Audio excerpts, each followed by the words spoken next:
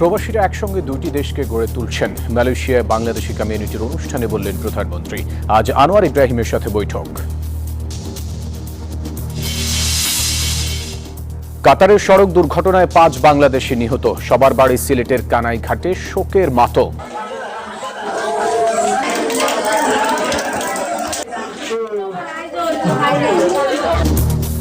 সহযোগিতার আশ্বাস প্রশাসনের। তাদের আমাদের তরফ থেকে কোনো ধরনের সহযোগিতা সহায়তা প্রয়োজন কিনা তাদের সাথে আমরা কথাবার্তা বলেছি। এবং পরবাসে 3 দশকের শিক্ষা সেবার স্বীকৃতি। মালদ্বীপে বিশেষ সম্মাননা পেলেন বাংলাদেশি আহমেদ মুত্তাকি। গর্বিত প্রবাসীরা। দর্শক, আমন্ত্রণ জানাচ্ছি নিউজ 24 প্রবাসীর সংবাদে। আর পুরো সংবাদে আপনাদের সাথে আছি আমি ফয়সাল মাহমুদ। দেখছিলেন বিআরবি কেবলস সংবাদ শিরোনামগুলি। এবারে বিস্তারিত। মালয়েশিয়া সফররত প্রধানমন্ত্রী তারেক রহমান বলেছেন, প্রবাসীরা শুধু একটা দেশকে গড়ে তুলছেন না, বরং একসঙ্গে 2টা দেশকে গড়ে তুলছেন। রবিবার কুয়ালালামপুরের বাংলাদেশি কমিউনিটির এক মত বিনিময় অনুষ্ঠানে তিনি এই কথা বলেন। মালয়েশিয়ায় শ্রমবাজার খুলে দেয়া ও আটকে থাকা প্রায় 2000 প্রবাসীকে মুক্ত করতে চেষ্টা করা হবে বলেও জানান প্রধানমন্ত্রী তারেক রহমান। মালয়েশিয়া থেকে বিস্তারিত জানাচ্ছেন মারুফা রহমান। বাংলাদেশ সময় সন্ধ্যা 6:45টায় মালয়েশিয়ায় পৌঁছান প্রধানমন্ত্রী তারেক রহমান। দেশটির ধর্মমন্ত্রী ডক্টর জুলফিকলি হাসান প্রধানমন্ত্রীকে স্বাগত জানান। প্রধানমন্ত্রী ও তার সহধর্মিণী ডক্টর জুবাইদা রহমানকে দেওয়া হয় লাল গালিচা সংবর্ধনা। বিমানবন্দর থেকে নেমে হোটেলে এসেই প্রবাসী বাংলাদেশিদের সঙ্গে মতবিনিময় সভায় যোগ দেন প্রধানমন্ত্রী। প্রতিশোধ নয়, সংহতির কথা বলেন তিনি। দেশ গঠনে প্রবাসী সহ সবাইকে দেশের জন্য কিছু করার আহ্বান জানান সরকার প্রধান। প্রধানমন্ত্রী হিসেবে দায়িত্ব গ্রহণের পর তারেক রহমানের এটি প্রথম সফর, আর তাই কূটনৈতিক অঙ্গনে এই সফরের রয়েছে বিশেষ গুরুত্ব। বিশেষ করে মালয়েশিয়ায় বাংলাদেশি প্রবাসীরা তাকিয়ে আছেন সফর থেকে কি বার্তা আসে সেদিকে। দুই দেশের দীর্ঘদিনের বন্ধুত্বপূর্ণ সম্পর্কের অন্যতম ভিত্তি শ্রমশক্তি। প্রধানমন্ত্রীর এই সফরে শ্রমখাত, বাণিজ্য এবং সংস্কৃতি ও পারস্পরিক সহযোগিতা নিয়ে 3টি সমঝোতা স্মারক স্বাক্ষর হওয়ার কথা রয়েছে। প্রধানমন্ত্রীর এই সফরে সম্ভাবনার নতুন দ্বার উন্মোচিত হবে বলে মনে করছেন প্রবাসী বাংলাদেশিরা। এখন সবার নজর দুই দেশের শীর্ষ পর্যায়ের বৈঠক এবং সেখান থেকে আসা আনুষ্ঠানিক ঘোষণার দিকে। Marufa Rahman, Kuala Lumpur, Malaysia. প্রধানমন্ত্রীর মালয়েশিয়া সফরের মাধ্যমে পূর্ব ও দক্ষিণ পূর্ব এশীয় অঞ্চলের দেশগুলোর সাথে সম্পর্ক উন্নয়নের নতুন যাত্রা শুরু করল বাংলাদেশ। বিশ্লেষকরা বলছেন, এই সফর আসিয়ান জোটে বাংলাদেশের যুক্ত হওয়ার পথে গুরুত্বপূর্ণ ভূমিকা রাখবে। মুক্ত বাণিজ্য চুক্তির মাধ্যমে দেশটির সাথে বাণিজ্য ঘাটতি কমিয়ে আনা ও শ্রম বাজার খোলার বিষয়টিও গুরুত্ব পাবে সফরে। হোসেন শাহাদাত জানাচ্ছেন বিস্তারিত। পূর্ব ও দক্ষিণ পূর্ব এশীয় দেশগুলোর সাথে সম্পর্ক উন্নয়নে 2001 সালে লুক ইস্ট নীতি গ্রহণ করেন তৎকালীন প্রধানমন্ত্রী খালেদা জিয়া। নতুন বাজার, বিনিয়োগ ও কৌশলগত অংশীদারিত্ব প্রতিষ্ঠার সুযোগ তৈরিই ছিল তার এই নীতির প্রধান উদ্দেশ্য। ক্ষমতা এসে প্রথম বিদেশ সফরেই মালয়েশিয়া ও চীনকে বেছে নিয়েছেন প্রধানমন্ত্রী তারেক রহমান। বিশ্লেষকরা বলছেন, ইস্ট লুক নীতি পুনরুজ্জীবিত করতেই এমন সিদ্ধান্ত প্রধানমন্ত্রীর। দক্ষিণ পূর্ব এশীয় জোট আসিয়ানে যুক্ত হওয়ার পথেও গুরুত্ব পাবে এই সফর। খালেদা জিয়া সরকারের সময় 2001 থেকে 2006 সালে যে ইস্ট পলিসিটা নিয়েছিল, মানে দক্ষিণ পূর্ব এশিয়ার দেশগুলোর সাথে যে সম্পর্ক পুনর্নির্মাণের, ওটাকে একটু ধারাবাহিকতা আমি বর্তমান প্রধানমন্ত্রী যে মালয়েশিয়াতে যাচ্ছেন ওদের ধারাবাহিকতা আমি দেখতে চাচ্ছি। প্রধানমন্ত্রীর সফর ঘিরে মালয়েশিয়ায় শ্রমবাজার খোলার নতুন সম্ভাবনা তৈরি হয়েছে। দেশটিতে বসবাসরত অবৈধ বাংলাদেশি শ্রমিকদের বৈধতা দেওয়া এবং বাংলাদেশ থেকে জনশক্তি রপ্তানির সব বাধা দূর করার উপর গুরুত্ব দেওয়া হবে এই সফরে। আমাদের যে শ্রমিকরা তারা অল্প খরচে সহজে তারা ভিসা প্রক্রিয়া থেকে আরম্ভ করে সেখানে যেতে পারে এবং সেখানে তারা যাতে যেই কাজের জন্য তারা যাওয়ার কথা সেটি যাতে স্বাচ্ছন্দ্য করে এবং তাদের বিভিন্ন মজুরি থেকে আরম্ভ করে সোশ্যাল যে সমস্ত বিষয়গুলো সেগুলো যাতে আসলে আলোচনার মধ্যে প্রাধান্য পায়। দুদেশের মধ্যে বাণিজ্য সম্পর্ক জোরদার করতেও বড় ভূমিকা রাখবে এই সফর। হিসেব বলছে বর্তমানে বাংলাদেশ এবং মালয়েশিয়ার মধ্যে দ্বিপাক্ষিক বাণিজ্যের আকার $260 কোটি, যা এখনো বাংলাদেশের পক্ষে ভারসাম্যপূর্ণ নয়। প্রধানমন্ত্রীর সফরকালে দ্বিপক্ষীয় বাণিজ্য ঘাটতি কমাতে মুক্ত বাণিজ্য চুক্তি হতে পারে গেম চেঞ্জার। মালয়েশিয়ান এফডিআই বাংলাদেশে আসার কথা দীর্ঘদিন থেকে শুনছি, সেটি একটি গুরুত্বপূর্ণ বিষয় আলোচনায় আসবে। 2 দিনের এই সফরে বেশ কিছু সমঝোতা স্মারক স্বাক্ষর হওয়ার কথা রয়েছে। হোসেন শাহাদাত, নিউজ 24, ঢাকা। দর্শক, কাতারের সড়ক দুর্ঘটনায় প্রাণ হারালেন সিলেটের কানাইঘাটের 5 তরুণ। কর্মস্থলে যাওয়ার সময় গাড়ি নিয়ন্ত্রণ হারালে ঘটনাস্থলে মৃত্যু হয় তাদের। মরদেহ দ্রুত দেশে ফিরিয়ে আনার দাবি স্বজনদের। সিলেট থেকে নাজাত আহমদ পুরকায়স্থের তথ্য ছবিতে ডেস্ক রিপোর্ট। পরিবারের সচ্ছলতা আনতে মধ্যপ্রাচ্যের দেশ কাতারে পাড়ি জমিয়েছিলেন সিলেটের কানাইঘাট উপজেলার 5 যুবক। রবিবার সকালে প্রতিদিনের মতো কাজে যাচ্ছিলেন তারা। পথে নিয়ন্ত্রণ হারায় গাড়ি, প্রাণ হারান 5 জন। নিহতরা হলেন আক্তালু গ্রামের জসিম উদ্দিন, আমরপুর গ্রামের জিবাল উদ্দিন, মাছতালু গ্রামের মস্তাক আহমদ, জুবার আহমদ এবং কাদের আহমদ। ইউনিয়ন পরিষদের চেয়ারম্যান, যেটা 8 নম্বর জিঙ্গাবাড়ি ইউনিয়ন, ওনার ইউনিয়নের ঘটনা আমি চেয়ারম্যানের কাছ থেকে কনফার্ম হতে পারছি। এ ঘটনায় স্বজনদের আহাজারিতে ভারী হয়ে উঠেছে পুরো গ্রাম। মরদেহ দেশে ফিরিয়ে আনার দাবি জানান তারা। এদিকে নিহতের স্বজনদের সব ধরনের সহযোগিতার আশ্বাস দিলেন পুলিশ সুপার। মরদেহ দেশে আসার পরে এখানে আনা, দাফন করা, এসব বিষয়ে আমাদের যে কোনো ধরনের সহযোগিতা আমরা তাদেরকে করব এবং তাদের প্রতি আমরা আমাদের সহমর্মিতাটা আমরা জানিয়ে এসেছি। নিহতদের মরদেহ কাতারের স্থানীয় একটি হাসপাতালের মর্গে রাখা হয়েছে। শোকের ছায়া নেমে এসেছে কাতার প্রবাসী বাংলাদেশি কমিউনিটিতেও। দুর্ঘটনার কারণ জানতে তদন্ত চলছে। Desk report, news 24। প্রায় 50 বছর পর প্রথমবারের মতো বিদেশি নাগরিকদের জন্য ভিসা ফি বাড়ানোর সিদ্ধান্ত নিয়েছে জাপান। নতুন ফি কাঠামোতে সিঙ্গেল এন্ট্রি ভিসার খরচ 3000 ইয়েন থেকে বেড়ে হচ্ছে 15000 ইয়েন, আর মাল্টিপল এন্ট্রি ভিসার ফি 6000 থেকে বেড়ে দাঁড়াবে 30000 ইয়েনে। টোকিও জানিয়েছে মূল্যস্ফীতি এবং বিনিময় হার ওঠানামার বিবেচনায় এই সিদ্ধান্ত নেওয়া হয়েছে। শুক্রবার দেশটির মন্ত্রিসভা এই পরিবর্তনের অনুমোদন দিয়েছে। 1 জুলাই বা তারপরে জমা দেওয়া ভিসা আবেদনের ক্ষেত্রে একটি কার্যকর হবে। বর্তমান ভিসা ফি 1978 সালে নির্ধারণ করা হয়েছিল।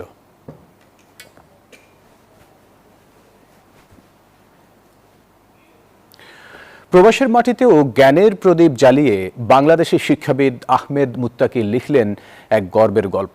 মালদ্বীপে 3 দশকেরও বেশি সময় ধরে শিক্ষা খাতে অসামান্য অবদান রাখায় তাকে দেয়া হয়েছে বিশেষ সম্মাননা।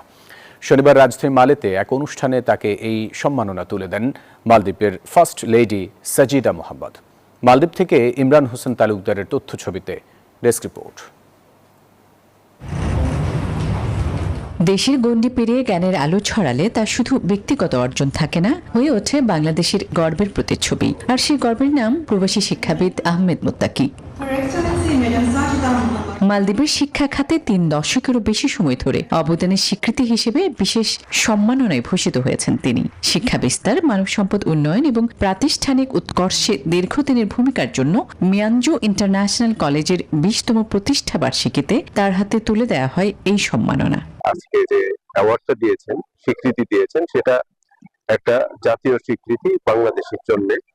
এটা বাংলাদেশি হিসাবে, একজন সাধারণ শিক্ষক হিসাবে আমি খুব আনন্দিত এবং বাংলাদেশিদের জন্য আমি গর্ব নিই। অনুষ্ঠানে উপস্থিত ছিলেন মালদ্বীপের ফার্স্ট লেডি সাজিদা মোহাম্মদ, ছিলেন বিভিন্ন দেশের রাষ্ট্রদূত, হাই কমিশনার, কূটনীতিক।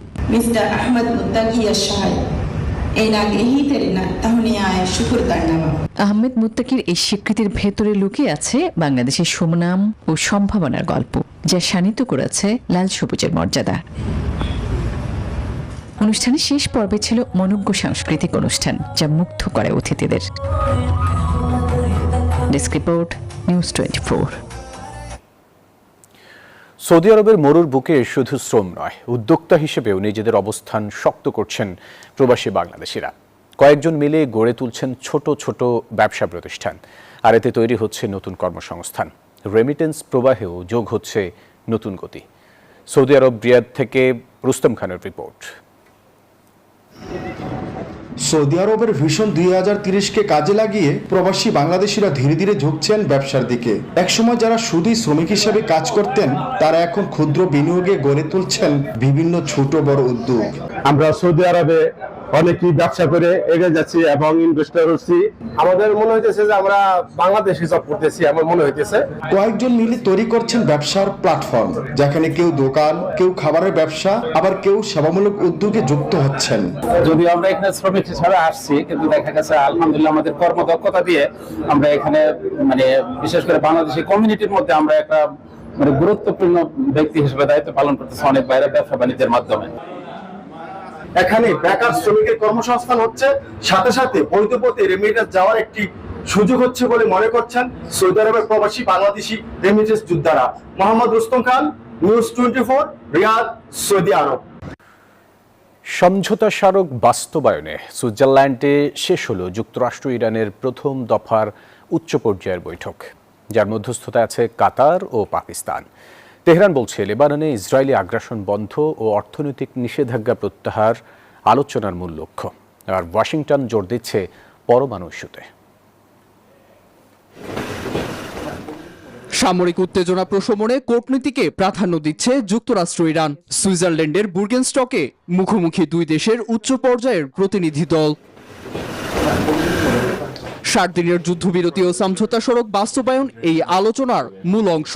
বুর্গেনস্টকে আলোচনায় অংশ নিয়েছে মধ্যস্থতাকারী দেশ পাকিস্তান ও কাতারও।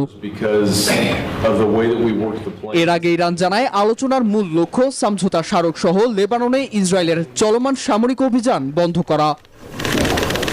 এদিকে যুক্তরাষ্ট্র আলোচনায় পারমাণবিক কর্মসূচি ও আঞ্চলিক নিরাপত্তা ইস্যুকে গুরুত্ব দিতে চায়, তবে কিছু কিন্তু রয়েছে। কারণ এমন সমঝোতায় সাবেক মার্কিন প্রেসিডেন্টের সময় লেগেছিল 597 দিন, যা 60 দিনে অর্জন অসম্ভব বলে মত অনেকের।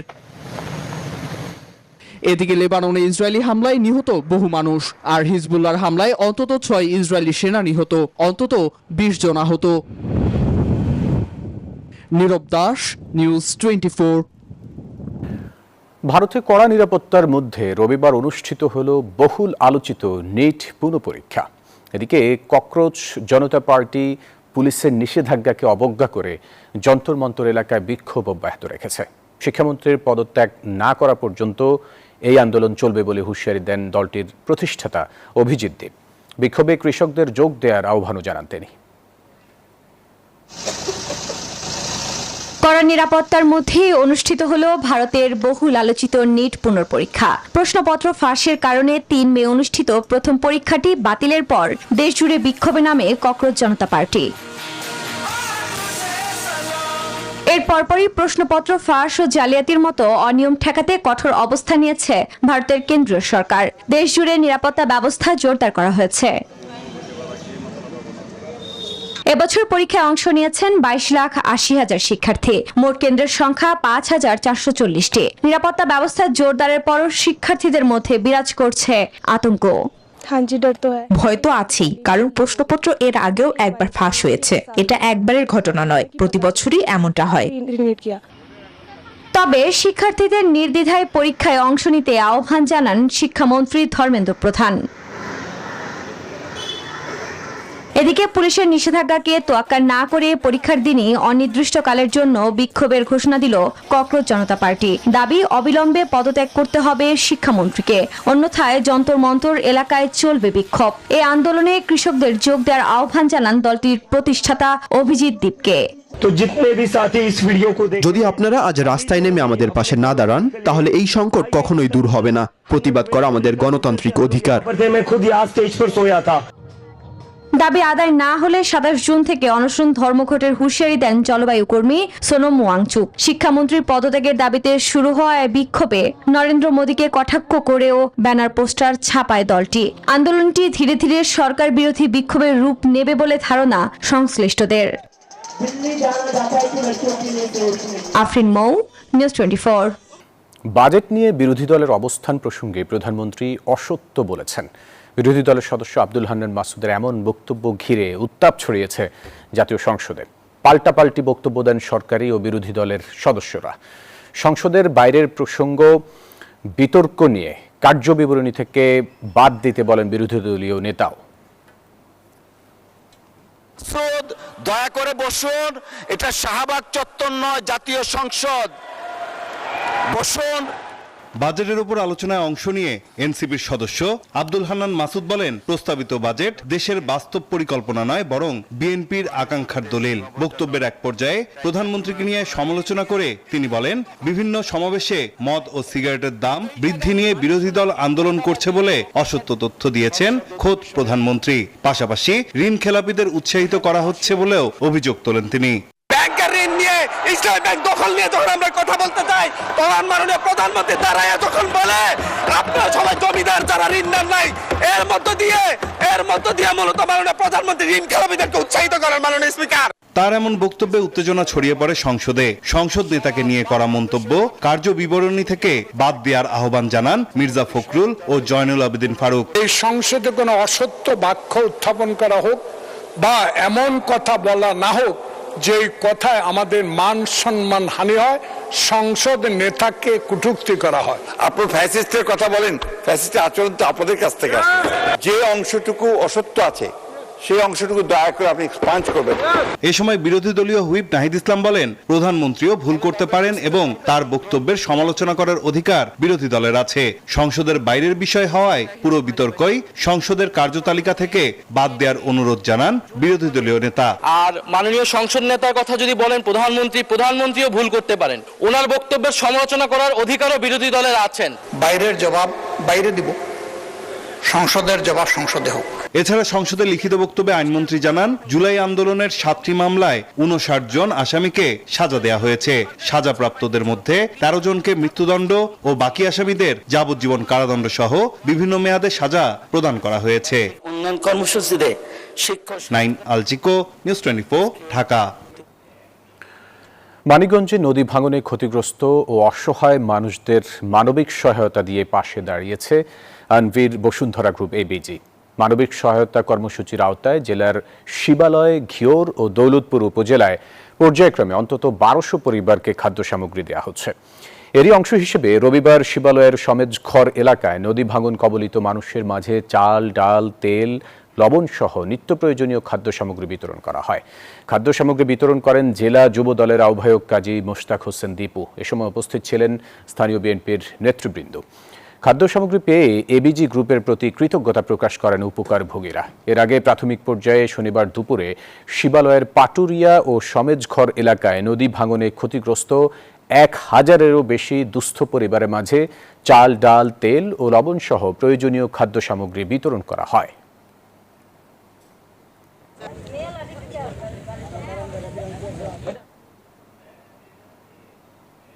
কমফোর্ট জোনের বাইরে জীবনকে চেনার সাহসী গল্প নিয়ে বাবা দিবসে গ্রি-এসি প্রকাশ করেছে নতুন অনলাইন ভিডিও কমার্শিয়াল, যেখানে বাবার চিরন্তন স্নেহের পাশাপাশি উঠে এসেছে সন্তানকে জীবনের আসল কমফোর্টের সংজ্ঞা শেখানোর এক দারুণ গল্প। ব্র্যান্ডটির এই ভিন্নধর্মী, দূরদর্শী ও সাহসী চিন্তাকে বরাবরের মতো পর্দায় নিখুঁতভাবে ফুটিয়ে তুলেছে বিজ্ঞাপনী সংস্থা ক্রসওয়াক কমিউনিকেশন এবং এর নির্মাণে জাদুকরী ছোঁয়া রেখেছেন জনপ্রিয় পরিচালক অনম বিশ্বাস। এখানে কমফোর্ট মানে শুধু ঘরের ঠান্ডা বাতাস নয়, কমফোর্ট মানে এমন এক মানসিক শক্তি যা সন্তানকে করে তোলে সাহসী, আত্মবিশ্বাসী।